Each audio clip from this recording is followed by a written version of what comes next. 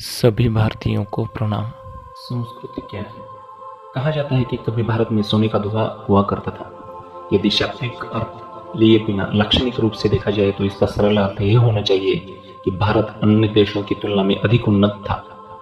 किसी भी देश की प्रगति के लिए वहां रहने वाले समाज को अन्य अच्छे विचारों को अपनाना पड़ता है। हमारी भारतीय वैदिक संस्कृति प्राचीन सभ्यताओं में उन्नत सभ्यताओं में से एक मानी गई है।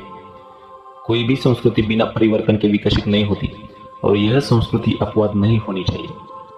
इस बात की संभावना से इनकार नहीं किया जा सकता है कि एक बर्बर समाज में निर्माण में कुछ हजार शताब्दियां लगी होंगी और समाज की उन्नत व्यवस्था हुई होगी, लेकिन जितना पुराना हमारा इतिहास है, आज हम जिस दुनिया को जानते हैं उसमें एक या दो ही अन्य हैं ऐसी सभ्यताएं जिनका इतना पुराना इतिहास है।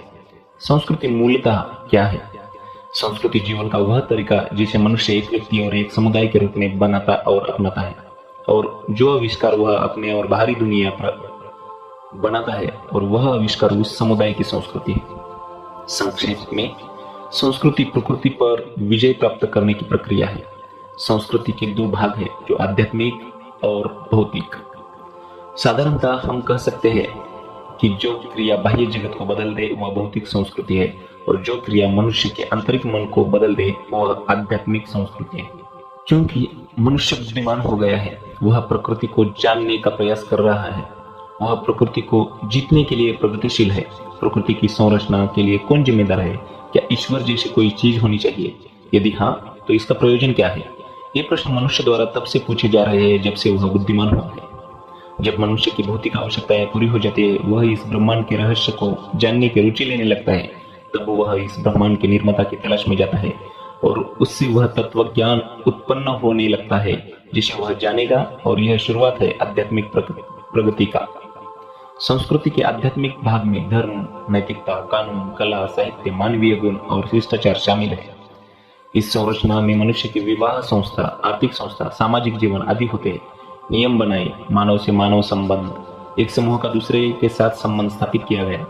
हर संस्कृति में परिवर्तन होता है। यह कई चीजों के कारण होता है, जैसे युद्ध का समय, शांति का समय, विजेता और विजेता का एक दूसरे के साथ व्यवहार आदि। इसके अलावा किसी भी संस्कृति के विकास की किसी भी अवधि में जो कुछ भी मौजूद है उसका मूल्य उस अवधि तक ही सीमित है होना चाहिए। युग बदलते ही मूल्य बदल जाते हैं, अर्थात संस्कृति का निर्माण स्थायी होता है। यदि एक बार एक अच्छी संस्कृति एक जंगली समूह के साथ युद्ध हार जाती है तो उसमें होने वाले परिवर्तन उस संस्कृति को पीछे की ओर ले जाते हैं, और यदि वह एक उन्नत समूह के साथ युद्ध हार जाती है तो वह उसे आगे ले जाती है। भारत की संस्कृति क्या है? क्या वह इस ढांचे से मुक्त हो पाएगी? जवाब साफ तौर पर ना है। हमारी संस्कृति ज्ञात काल से वर्तमान तक बदली है। जैसे कि हमने पहले ही स्थापित कर दिया है कि मूल्य आयु विशिष्ट है। विदेशी आक्रमणों का हमारी संस्कृति पर प्रभाव पड़ेगा। यदि वैदिक काल को शून्य मान लिया जाए तो जैन धर्म की स्थापना, बौद्ध धर्म की स्थापना, वैचारिक परिवर्तन तथा शक, खून, यवन तथा म्लेच्छों के आक्रमणों को हमारी संस्कृति ने पचा लिया है। इनमें से पहले दो परिवर्तन वैचारिक मानसिक उत्थान थे। यह प्रगति आध्यात्मिक दर्शन का परिचय देने और संस्कृति के आध्यात्मिक पक्ष के उत्थान के लिए थी, जबकि शक, खून, यवन और म्लेच्छ आक्रमण रूप से बर्बरता से बाहर निकलकर तत्कालीन भारतीय संस्कृति से हीन थे। राज्य गिरने से उन्होंने भौतिक प्रगति के द्वार खोल दिए थे। भौतिक प्रगति की पूर्णता के बिना आध्यात्मिक प्रगति की शुरुआत आवश्यकता के सिद्धांत में फिट नहीं होती। इसलिए यह हीन संस्कृति का संकरण ईसा पूर्व में होने लगा। कार्ल मार्क्स ने कहा था कि आर्थिक प्रगति किसी भी सभ्यता की जीवनदायिनी होती है।